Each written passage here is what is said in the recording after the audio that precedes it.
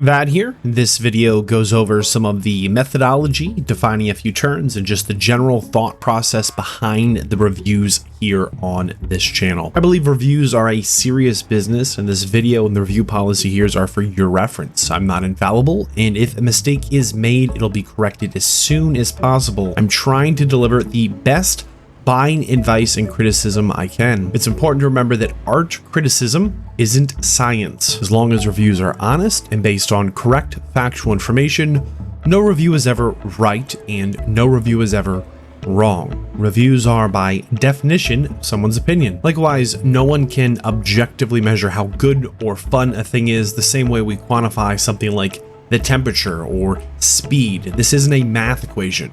There is no default or starting score, no predetermined, you get points for X quality and Y feature. I'm not doing some perfect calculation. No algorithm can be run to get it right. Reviews are inherently subjective to the reviewer's perspective. The review is a baseline for opinion in that place at that moment in time. A review is a snapshot of a game at the time of review. It's impossible to maintain an accurate living document of the value of every game. If a review is sponsored or has some conflict of interest, that will be communicated to highlight potential bias and differentiate promotional material. Review scores are a convenient summary of the review's opinion. However, it's important to remember that they are not the review itself and can never fully capture a game's complexity. Not factored into the review score is the value for money analysis. All prices are in US dollars. The value for money is about how much content, quality, and gameplay the game offers relative to its price.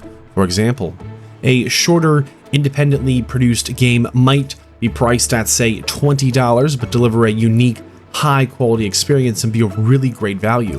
Well, on the other hand, a larger budget, a larger production game at, say, $80 might really have limited content and feel wildly overpriced. The review score is a 1 to 5 scale with a baseline recommendation on top. That reviewer's recommendation is an emotional, in-the-moment gut check to go alongside the more thoughtful and measured numerical scoring. From the lowest and worst possible rating to the best rating, a score of 1 is trash.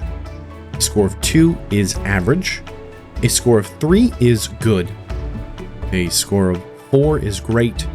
A score of 5 is masterpiece. 5 or masterpiece is the highest recommendation.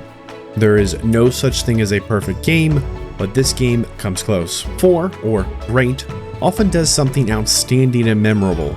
Major issues are lacking in comparison to excellent qualities. 3 or good represents something that could be better. It's good enough to engage with and can be considered time well spent. 2 or average indicates there may be something worth your time here, but you'll have to deal with some significant negative drawbacks. 1 or trash. These games made us wish we'd never known they existed.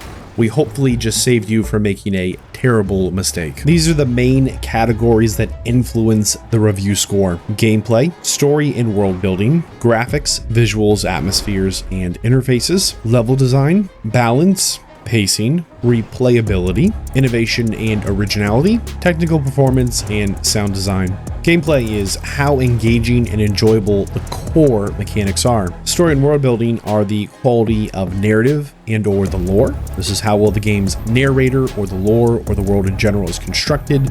This includes things like character development, plot, and with the immersive qualities of the world. Graphics, visuals, atmospheres, and interfaces. This is how well the game performs visually.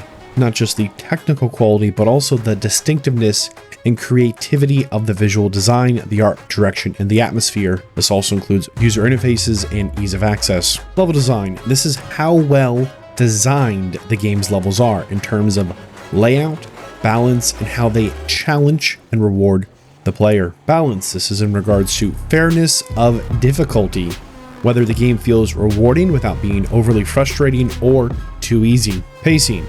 This is the balance between action and those slower moments.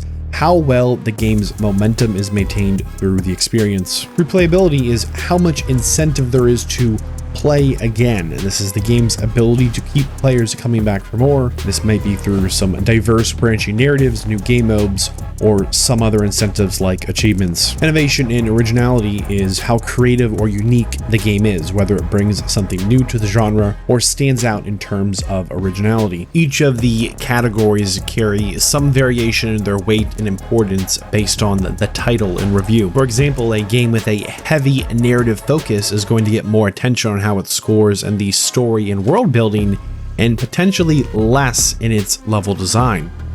Conversely, say a side-scrolling platformer may have more weight set to its level design and less focus on the narrative elements. Not all games are meant to be replayed, and so these titles won't lose points they never needed to earn. Not every game needs to innovate. Some games are excellent because they refine existing ideas rather than reinvent the wheel. A return to enjoyable and familiar mechanics has value. Sound design can elevate a game's atmosphere and emotional impact, but most modern games have a very consistent quality of sound design. Technical performance can also vary wildly between systems and hardware, but again, most modern games fix major issues for the majority of users. Please understand this video is not comprehensive coverage of every layer that goes into the reviews here. It is a snapshot and summary. Also, I do not believe the reviews on the channel are the end of discussion. Yes, the reviews exist to deliver buying advice and criticism, but also to encourage discussion. Please join the comments with your smart,